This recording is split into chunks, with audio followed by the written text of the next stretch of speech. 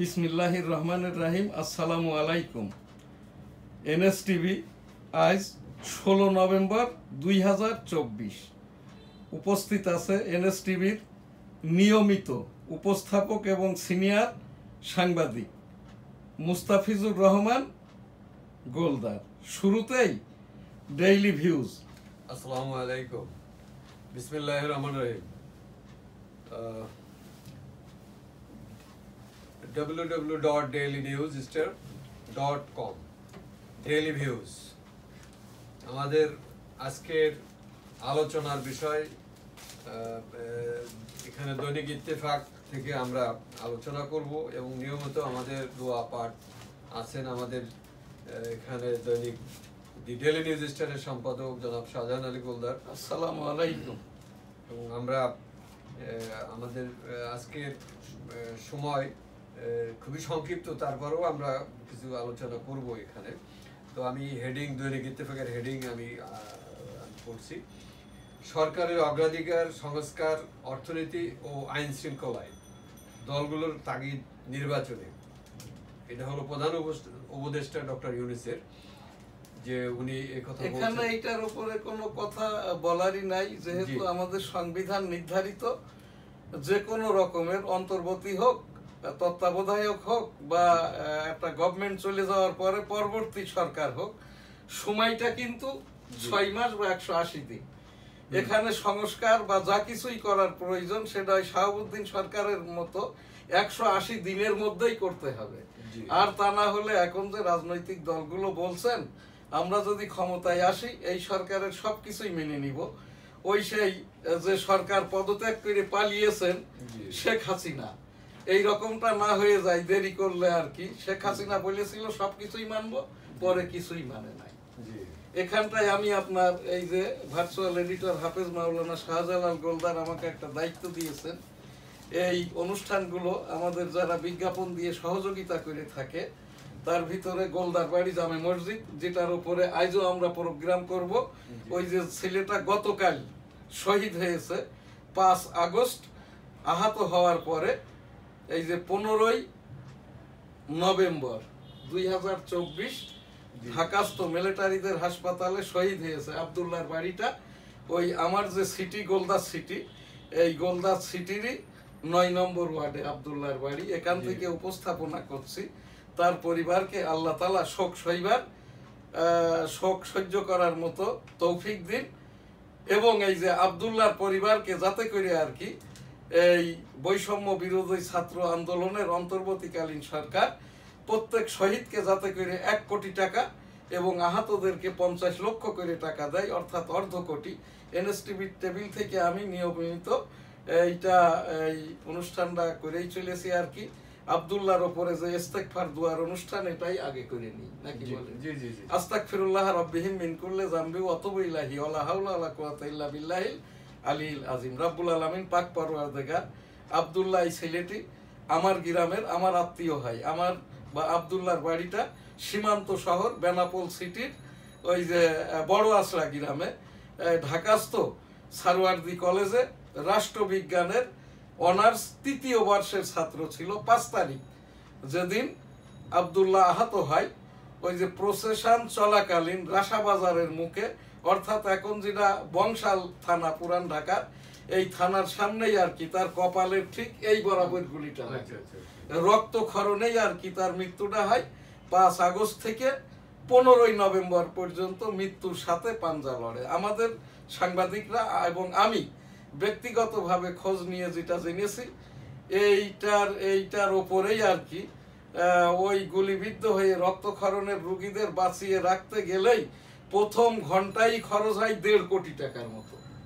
তারপরে পরবর্তী পর্যায়ের যে খরচ, এইটার উপরে যেহেতু তার খরচে হয়তো কোনো চিকিৎসায় ত্রুটি হয় নাই, কিন্তু শেষ চিকিৎসাটা যদি বিদেশে করা যাইতো তাহলে হয়তো কি হইতো না হইতো সেটা আল্লাহ তাআলাই ভালো জানেন। এখনো ওই আব্দুল্লাহর মতো আরো যারা এখনো চিকিৎসাধীন অবস্থায় আছে বিভিন্ন হসপিটালে, এদিকে এই ব্যাপারেও যদি আপনি কিছু আলোকপাত করেন। এই ব্যাপারে এই যেটা বৈষম্য বিরোধী ছাত্ররা, এরা আবার গ্রুপিং হয়ে যেয়ে এই চিকিৎসার জন্য 5 দিনের সময় নিয়ে তারা আলোচনা বৈঠক করবে, কমিশন করেছে আর কি। আমার এখান থেকে উপস্থাপনা যেটা আগেও করেছি, আজকেও আবার করছি, আপনার এই উপস্থাপনার ভিত্তিতে যাদের এখানে সুস্থতা আসছে না, এই দেশীয় চিকিৎসাটা আর নাই, যারাই যতজনই তারা সংখ্যায় যদি শতাধিক হয়, আজই তাদেরকে আর কি তত্ত্বাবধায়ক সরকার প্রধান ডক্টর মোহাম্মদ ইউনূস মহোদয়ের নেতৃত্বে স্বাস্থ্য উপদেষ্টাকে নির্দেশনা ক্রমে যার যে দেশে উপযুক্ত চিকিৎসা সেই দেশে প্রেরণ করা হোক। আমি আপনার এই কথার উপরে এনএসটিভি টেবিল থেকে ইতিপূর্বে উপস্থাপনা করেছি, আর ওই তাদের পরিবারকে আর কি যারা আহত, 1.5 কোটি টাকা, 50 লক্ষ টাকা, এবং শহীদদেরকে 1 কোটি টাকা করে মাননীয় প্রধান উপদেষ্টার ওই যেটা ত্রাণ ভান্ডার এর থেকে থোক বরাদ্দ হিসাবে দিয়ে দেওয়া হোক।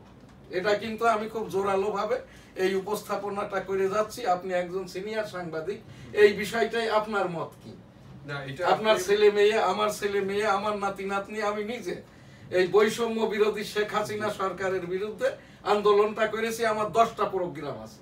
জি, এখানে দেশের যে বর্তমান প্রেক্ষাপট, আমরা বিভিন্ন সময় বিভিন্ন অনুষ্ঠানে আলোচনা করেছি বিভিন্ন বিষয় নিয়ে, জরুরি বিষয়। এর আগেও যেমন আমি পার্সোনালি বলেছিলাম যে দেশে বর্তমান যে অন্তর্বর্তীকালীন সরকার আছে, ওনার দৃষ্টিভঙ্গি সব ঠিক আছে, ওনারা যারা আছেন, যে প্রথমত আইন শৃঙ্খলা পরিস্থিতি এবং বাজার, এই দুটো নিয়ন্ত্রণ করা। তো আদৌ সেটা নিয়ন্ত্রণ না না, এখানে আপনার কথাই কথা এসে যায়। ওই হেডলাইনটা পড়েন তো, আলুর হেডলাইনটা, তো সময় তো আপনার নাই সব হেডলাইন পড়তে পারবেন না। হ্যাঁ হ্যাঁ, এখানে তো সেক্ষেত্রে দেখা যাচ্ছে বর্তমান যে বিষয়টা, ওনারা তো কোনো, এই যেটা আমি বলেছিলাম যে আইন শৃঙ্খলা পরিস্থিতি এবং বাজার নিয়ন্ত্রণ ওনারা করতে পারেন নাই। স্টিল না, এই মুহূর্তে গত কালকের বাজার আলু 80 টাকা কেজি আমি কিনলাম। আপনার কি জানা আছে দেশের 60% আলু উৎপন্ন এবং মজুত হয় কোল্ড স্টোরেজ বগুড়াতে। জি, এই যে বগুড়ার মিলের রেট, তাদের কোল্ড স্টোরেজ রেট 37 টাকা, আর বিক্রির রেটটা হচ্ছে ওর সাথে 15 টাকা যোগ হবে, তার মানে 52 টাকা। সেই আলুটা ওই বগুড়া অঞ্চলের, ওই সিরাজগঞ্জ অঞ্চলের, চাঁপাইনবাবগঞ্জ অঞ্চলের যারা ইসলামী ব্যাংক ভিত্তিক জামাত ইসলামের ব্যবসায়ী, ওই স্টোরের আলু সব কিনে নিয়েছে তারা। 1 ঘন্টার ভিতরে মবা পিটিয়ে 1000 লোকের সামনে মানুষ মেরে ফেলা হচ্ছে।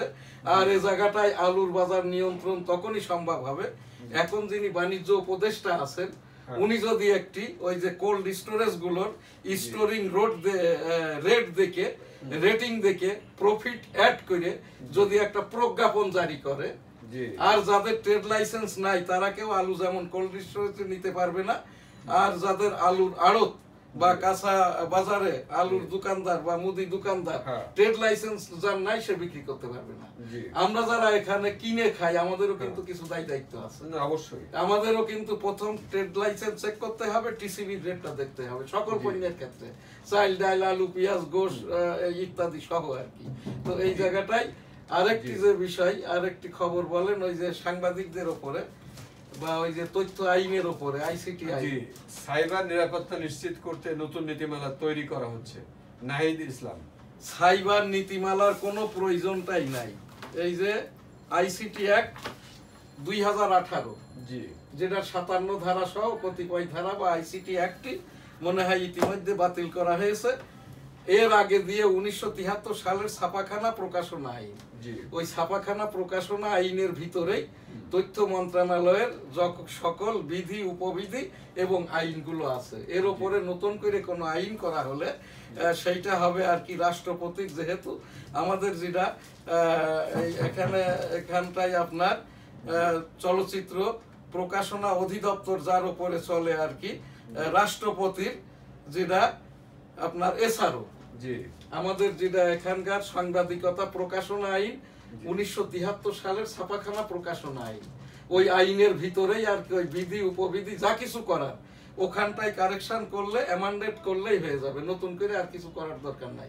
এখানে যারাই বলছে তারাও কিছু জানে না। এখন ওই সাসিফিক যে পদটা, যে কাজটা করবেন অধিদপ্তর পরিদপ্তরের যারা চেয়ারম্যান, এই পদগুলোই এখন শূন্য। আমার এখান থেকে আমি ওই যে 1973 সালের ছাপাখানা প্রকাশনা আইনের একটি বইয়ের আমি সম্পাদক, এবং আইসিটি অ্যাক্ট 2018 এই বইটিরও আমি সম্পাদক। এই জি। বইটির মূল্য 500 টাকা, আর ওই যে আইনের বইয়ের মূল্য 300 টাকা আর কি। তো এখানটাই আমার যেটা জানতে চেয়েছেন, তো জি, জি। করণীয়টা কি? জি। করণীয়টা হচ্ছে এই যেরাম আমার দি ডেইলি নিউজ স্টার ইংরেজি সংবাদপত্র, আগে তো আওয়ামী লীগ সরকার আমার মিডিয়া বোর্ড ওয়েস বোর্ড বাদ করেছে। এই অন্তর্বর্তী সরকার এসে আমার সকল সাংবাদিকদের সাংবাদিক কার্ডগুলো জি।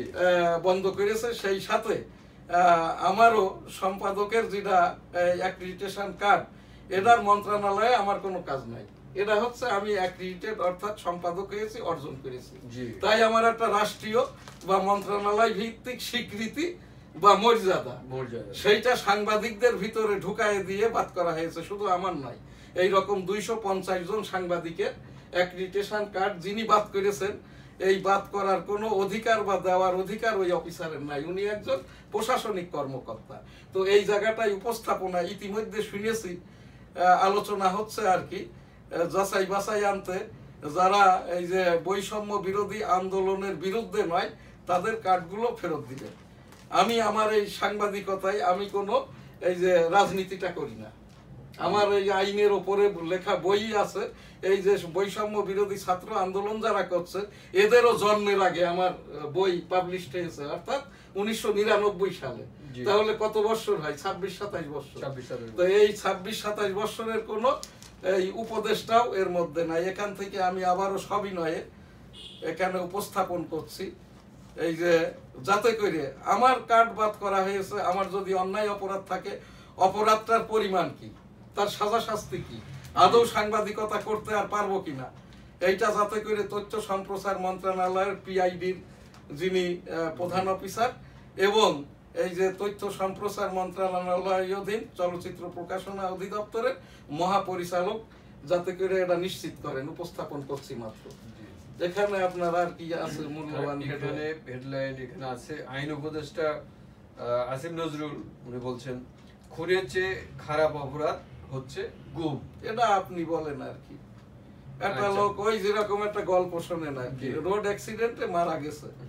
তো যখন বাবার লাশটা দেখলেন, চোখ দুইটা অক্ষত, কিন্তু তার ব্রেন ড্যামেজ হয়ে স্পট ডেথ। তখন আর কি এই আশপাশের একজন যেয়ে বলছে আর কি, আহারে বেচারা মারা গেলেও চোখ দুটো বেঁচে গেছে। আসিফ নজরুল সাহেব, আমিও আইন শাস্ত্র পাশ করেছি 1987 সালে। আমি এই যে মাননীয় ওই হাইকোর্টের অ্যাপিলেট ডিভিশনের একজন অ্যাডভাইজারি রেভিনিউ লয়ার। আমার 4টি ডিএলআর আছে। একটা মানুষ এই যে গুমের থেকে মরে যাওয়াটা ভালো। আমি আইনের কোনো বইয়ে পড়ি নাই, আইনের বইয়ে একটাই পড়েছি আর কি, যেটা হচ্ছে আইনটা তখনই ইমপ্লিমেন্ট করা যায়, মামলা করা যায়, সাক্ষী দেওয়া যায়, এখানটায় বিচার করা যায় যখন ইয়েস বা নোতে, যখন একটা মানুষ মারা যায়, যখন একটা মানুষকে মারা যাওয়ার পরে আইন হওয়ার পরে জামিন দিতে হয়, সাক্ষী লাগে।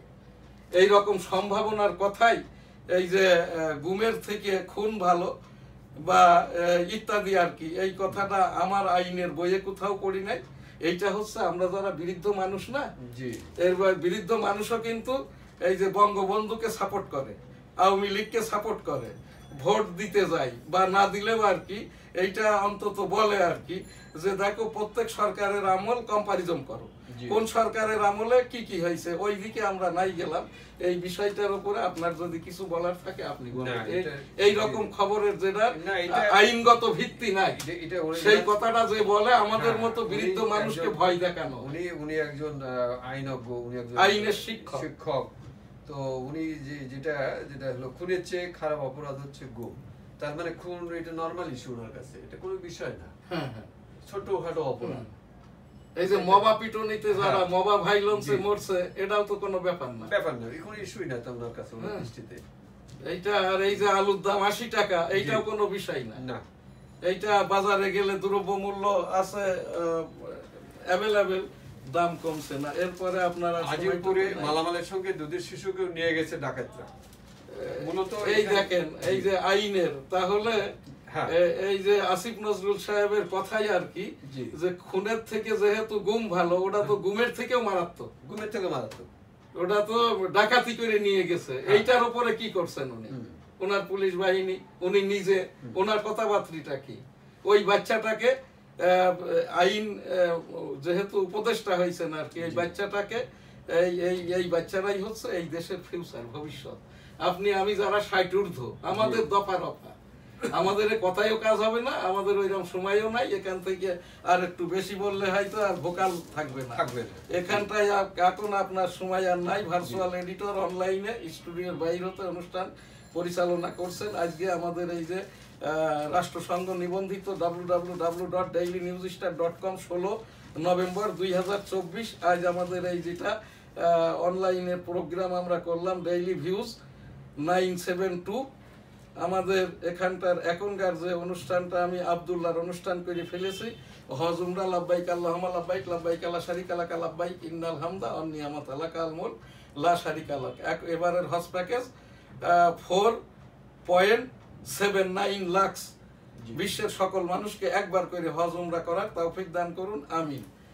এখানে এখনকার 1971 সালের রণাঙ্গনের আমি একজন মুক্তিযোদ্ধা। আমার একটি উপস্থাপনা, আমার সেক্টর ছিল 8, 265 দিন আমি রণাঙ্গনে যুদ্ধ করেছি। সেই শব্দ দূষণে আমার বাম কানটা নষ্ট, এখনো নষ্ট। কোনো দানবীর দান যদি করেন আমি আমার চিকিৎসাটা করাইতে পারি আর কি। এখান থেকে আমার একটা উপস্থাপনা 1971 সালের রণাঙ্গন, মুক্তিযোদ্ধাদের মর্যাদার যেটা সেটেলমেন্ট। আমি মাননীয় প্রধান উপদেষ্টা ডক্টর মোহাম্মদ ইউনূস মহোদয় বরাবর লিখিত আবেদন করেছি, বারবার বলছি, আজও আবার উপস্থাপন করছি। 1971 সালের মুক্তিযোদ্ধাদের মর্যাদার সেটেলমেন্ট প্রত্যাশা করছি মাননীয় প্রধান উপদেষ্টা, মাননীয় রাষ্ট্রপতি বরাবর। জয় বাংলা, আমার সোনার বাংলা, আমি তোমায় ভালোবাসি। শেষ যে প্রোগ্রাম গোলদারবাড়ি জামে মসজিদের সৌজন্যে। আস্তাগফিরুল্লাহ রাব্বিহিম মিন কুল্লি যামবি ওয়া আতুবু ইলাইহি ওয়া হাওলা ওয়ালা কুওয়াতা ইল্লা বিল্লাহিল আলিয়্যিল আযীম। ইসরায়েলের প্রধানমন্ত্রী বেঞ্জামিন নেতানিয়াহু ফিলিস্তিন তো সাফ করে দিয়েছে, এখন আবার এই যে লেবানন ইয়েমেনকে ধরেছে। প্রতিদিন প্রতিনিয়ত এখানে ICJ, international court of justice, জাতিসংঘ কি করছে আমি জানি না। এখানে এখন তো আমেরিকার প্রশাসন বদল হয়েছে। এই জায়গাটাই আর কি উপস্থাপনা করছি। দুর্বল ইমানের শেষ ধাপ। আস্তাগফিরুল্লাহ রাব্বিহিম মিন কুল্লি যামবি ওয়া আতুবু ইলাইহি ওয়া লা হাওলা ওয়ালা কুওয়াতা ইল্লা বিল্লাহিল আলিয়্যিল আযীম। রাব্বুল আলামিন পাক পরওয়ারদিগার ওই যে বেঞ্জামিন নেতানিয়াহুকে হেদায়েত দান করুন, খুন বন্ধ করুন। খুনের শাস্তির সর্বনিম্ন ইকুইভ্যালেন্ট হইল নিশ্চিত জান্নাতি ব্যক্তিটা নিশ্চিত জাহান্নামী হবে। এই জায়গাটায় সেই ফিলিস্তিন, লেবানন, ইয়ামেন সকল শহীদের বিদেহী আত্মার শান্তি কামনা করি। সকলকে জান্নাত দান করুন, আমিন। সেই সাথে আমার দেশের ছাত্র জনতার আন্দোলনে আব্দুল্লাহ, আমার বেনাপোলের ছেলে, এই আব্দুল্লাহ সহ এখানে কখনো বলছেন 650, কখনো এই যে বৈষম্য বিরোধী ছাত্র আন্দোলন যেটা মেমোরিয়াল করেছে তারা বলছে 777 জন, স্বাস্থ্য অধিদপ্তর বলছে প্রায় 2000, অন্যান্যরা বলছে 2000-এর বেশি। আহতও হয়েছে এখানে 2000-এর ওপরে। সেই সকল শহীদদেরও বিদেহী আত্মার শান্তি কামনা করে যারা বাংলাদেশস্থ ছাত্র জনতার আন্দোলনে শহীদ হয়েছে। শহীদ পরিবারকে 1 কোটি টাকা, আহতদেরকে 50 লক্ষ টাকা করে মাননীয় প্রধান উপদেষ্টা ডক্টর মোহাম্মদ ইউনূস মহোদয় এখানটায় থোক বরাদ্দ প্রদান করুন। এনএসটিভি টেবিল থেকে আমরা উপস্থাপনা করছি। ওই শহীদদের বিদেহী আত্মার শান্তি কামনা করি, অসুস্থতে দূরতালয়ে সুস্থতা কামনা করি। আস্তাগফিরুল্লাহ রাব্বিহিম মিন কুল্লি যামবি ওয়া আতুবু ইলাইহি ওয়া লা হাওলা ওয়ালা কুওয়াতা ইল্লা বিল্লাহিল আলিয়্যিল আযীম। রাব্বুল আলামিন পাক পরওয়ারদিগার বিশ্বের সকল মানুষকে, আমলহীন মানুষকে ইস্তেগফারের ওসিলায় জান্নাত দান করুন। সেই সাথে আমাদের মা বাবা, দাদা দাদি, নানা নানি সহ মহানবী মুহাম্মদুর রাসূলুল্লাহ সাল্লাল্লাহু আলাইহি ওয়াসাল্লামের এই যে দরুদের তুফাইলে আমাদের দোয়াকে কবুল করে নিন, সকলকে মাফ করে দিন, জান্নাত দান করুন। আমরা যারা জীবদ্দশায় অসুস্থ আছি আমাদেরকে সুস্থতা দান করুন। পৃথিবীর সকল মানুষকে একবার করে হজ উমরা করার তৌফিক দান করুন। আস্তাগফিরুল্লাহ রাব্বিহিম মিন কুল্লি যামবি ওয়া আতুবু ইলাইহি ওয়া লা হাওলা ওয়ালা কুওয়াতা ইল্লা বিল্লাহিল আলিয়্যিল আযীম। সুবহানা রাব্বিকা রাব্বিল ইজ্জাতি আম্মা ইয়াসিফুন ওয়া সালামুন আলাল মুরসালিন আলহামদুলিল্লাহি রাব্বিল আলামিন। লা ইলাহা ইল্লাল্লাহু মুহাম্মাদুর রাসূলুল্লাহ। আলহামদুলিল্লাহি রাব্বিল আলামিন আর রহমানির রহিম মালিকি ইয়াউমিদ্দিন ইয়্যাকা না'বুদু ওয়া ইয়্যাকা নাস্তাঈন ইহদিনাস সিরাতাল মুস্তাকিম সিরাতাল্লাযীনা আন'আমতা আলাইহিম গায়রিল মাগদুবি আলাইহিম ওয়ালাদ-দাল্লিন আমিন। আমার পক্ষ থেকে অনুষ্ঠান শেষ। আপনি যদি কোনো হেডলাইনার থাকে পাঠ করে প্রোগ্রাম শেষ করতে পারেন। সবাই সুস্থ থাকেন, ভালো থাকেন এবং ভালো থাকবেন। খোদা হাফেজ।